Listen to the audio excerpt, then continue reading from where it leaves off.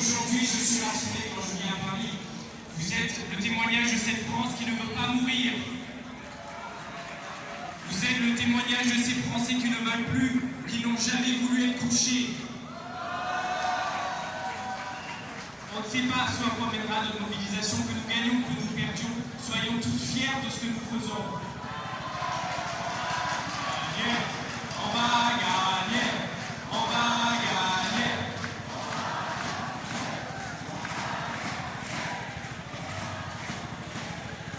Certains nous disent que ce fatalisme ambiant est dû à la défaite, la débâcle de juin 40. D'autres nous disent que ça nous vient de Waterloo. Moi, j'ai une autre théorie. Ça fait des dizaines d'années que nos médias, que nos politiques de gauche et de droite font de l'autoflagellation, font de la repentance. Comment est-ce que les Français peuvent ne pas être soumis après cette propagande infernale?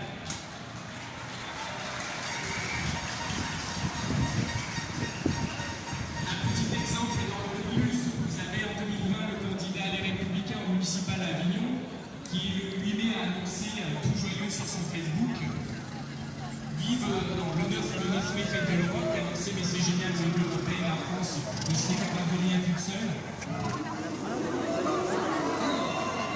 Et j'ai du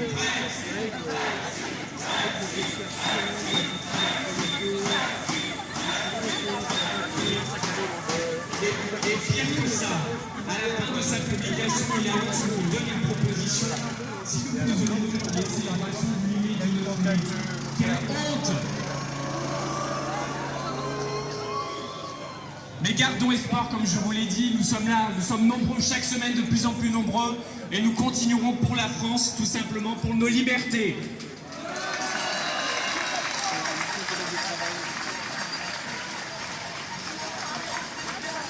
Liberté! Liberté! Liberté! Liberté! Liberté! Liberté!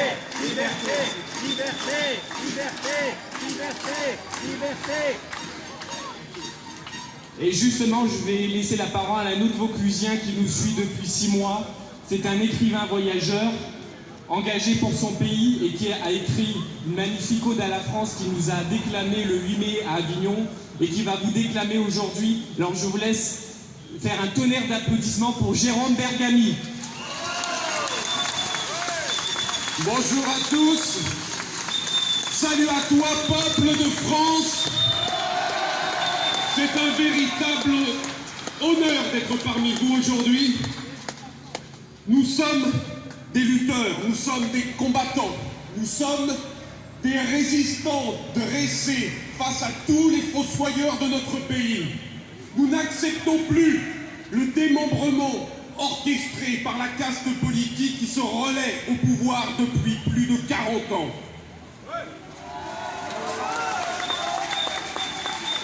Nous sommes réunis là, soudés par l'amour que nous portons à notre pays.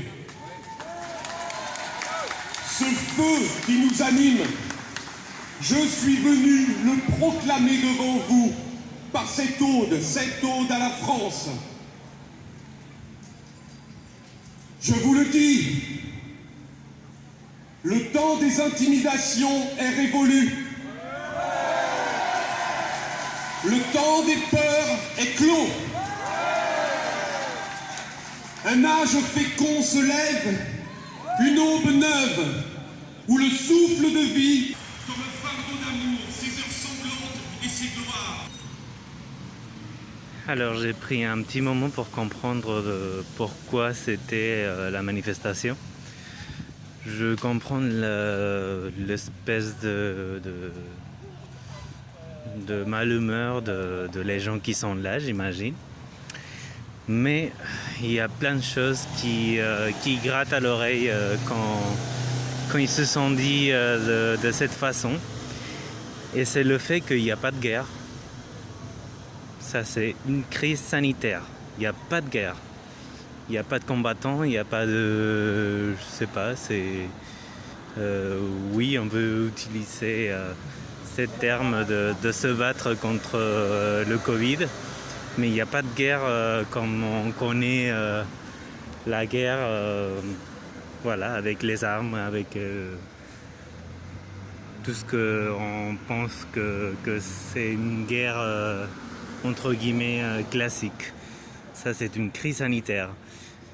C'est vraiment fatigant de continuer à écouter cette espèce de populisme vraiment dégueulasse, parce que ça, c'est juste une crise sanitaire qui a tapé tout le monde, et le plus tôt qu'on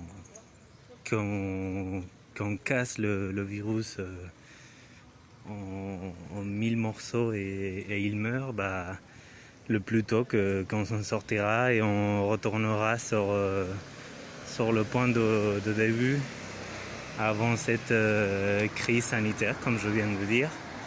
Mais franchement, ça me dégoûte me balader sur Paris, cette hyper belle ville, avec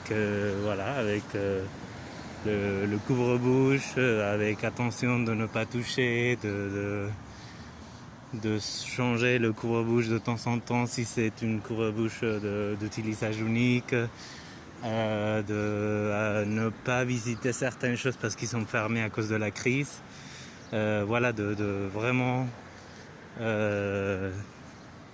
voir qu'on fait les choses bien et on travaille pour faire notre mieux, mais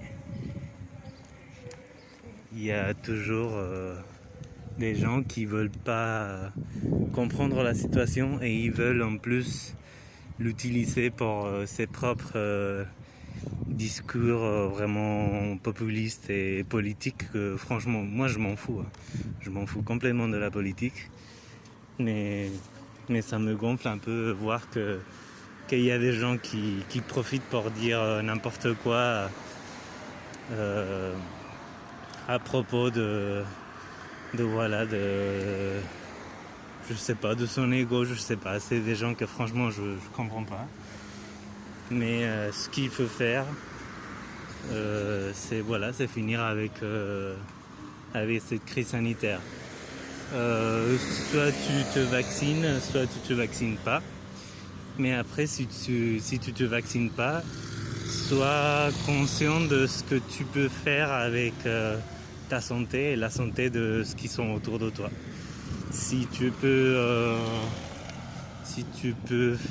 rendre malade à quelqu'un parce que tu t'es pas vacciné, comprends que c'est normal que il y aura des barrières qui vont pas te laisser marcher arrière, faire de tourisme, faire une vie normale, parce que t'es vraiment un virus qui se balade partout. Voilà.